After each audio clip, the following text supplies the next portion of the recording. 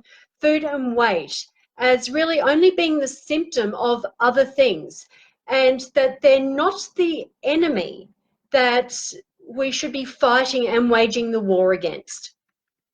So with continuing this conversation and focus today, I want to look at perception and language. Now, the reason I'm looking at this is that this has come up in several conversations with several people just recently. So here are just a couple of the things that you might say or how you might perceive things, because this is the way that people have perceived things and told me about how they perceive things and what they say to themselves. I can't say no to junk food. I have no willpower, discipline, or self-control around food. I feel powerless around food.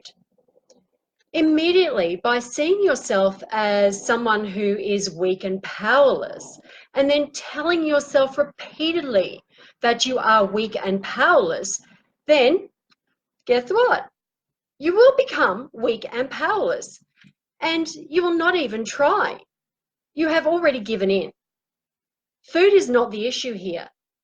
It really is the words and the perceptions that you are constantly bombarding yourself with. And really simply, if you changed your language and you stated it differently by saying, I have a choice to eat certain foods or not to eat certain foods. I have the power over the choices that I make and what I eat. Now, if you repeated these things over and over again, they will be the things that will infiltrate your thoughts, emotions, perceptions, and eventually you will actually feel like you have a choice. And what you're doing by doing this is giving back power to yourself and providing yourself with, God forbid, choices. So therefore, it opens you up to multiple possibilities and outcomes, not just one. Now, the next thing that is really important is also understanding the situation, because all too often, what I find is that people don't understand. They have these blanket statements about a situation, and this takes away your power as well. And so to provide you with a sense of empowerment, we need to open up these situations, unpack them and understand them better. And here are just a couple of phrases that I hear from people. And an all or nothing one is, I am either in control and eating well, or I'm out of control and eating everything in sight. Now, I stated some defining statements before, which is, I have no control over food. Now, it's not as simple as this. So by looking at each situation uniquely, most likely you're going to be able to find the real truth. And what I want you to be in this case is the curious detective. Now, this is what I do with everybody that I talk to. And let's unpack one of the situations that I hear commonly, which is, once the afternoon hits, then I just can't stop eating. So here are some of the questions that I pose to be that curious detective and to find out more information about the situation. And these questions are the same questions you can pose to yourself. How well did you sleep the night before? How many hours did you get? How much water have you had today? When was the first meal of the day? How soon after waking did you eat? What did you eat? Did you eat at least every 4 hours throughout the day from the first meal? What did you actually eat throughout the day? So what we're looking for there is balance of food, quality, and quantity.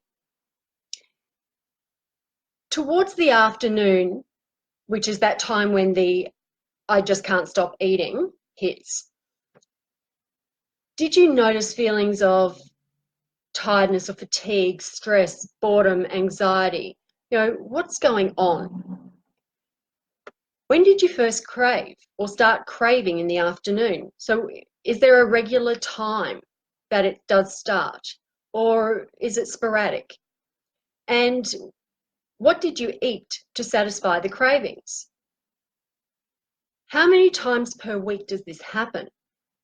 And when you do eat, are you alone or are you with someone? Now, all of these questions provide invaluable information and answers to why you or someone just can't stop eating in the afternoon. As I said, you want to put on that curious detective hat, which is what I do, and you want to find out what's behind the symptom of eating, or what's behind, the self-loathing, body dissatisfaction, whatever it is in that unique situation. So in this one, we talked about, afternoon cravings and eating, but it's just unpacking it, because the reasons or the actual truth are the things that you need to be working on so you can make a difference in your life. So in this case, what I find common with a lot of people is that they don't eat breakfast, and they mostly start consuming their food from lunchtime onwards. And also that they don't recognize stress very well. And by the afternoon, that's when they start to feel a bit stressed or tense or fatigued, and they want to pick me up. So they look for things like sugars and fats and things like that.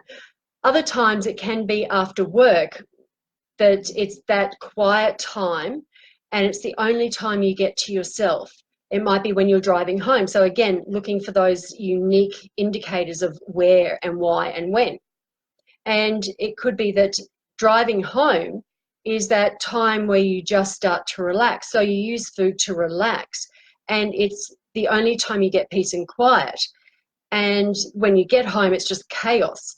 Or it's after you put the kids to bed and everybody's in bed, and that's your only time to yourself where you can relax. And that's, again, where you eat. So it's looking for all of these things. And most of the time, it's not healthy foods that you go for, it's junk food.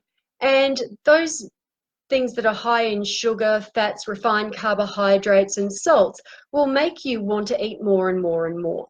And that's why I unpacked and asked all those different questions. Now, sleep is important, hydration is important as well. And that's why you need to be honest and open with yourself about the situation, because it can change your habits.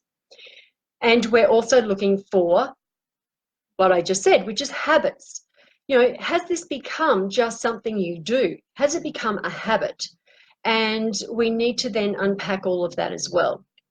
So I would love to hear from you about your symptoms, and most importantly, once you become the curious detective in your life and find out the truth, let me know. Let me know the truth behind the symptoms and leave a comment. Now, if you would like more support and you're actually ready to gain greater understanding, and you want to learn practical strategies to help you improve your relationship with food, weight, and yourself, well then just come over and join us at Reset Your Mindset. So go to Reset Your Mindset if you're ready to start changing and learning about yourself in a greater depth. And I really look forward to seeing your comments, hearing from you, and continuing this conversation about food being just a symptom, weight just being a symptom of other things. But please let me know about, that curious detective that you have become and the reasons. I look forward to seeing you next time. Bye for now.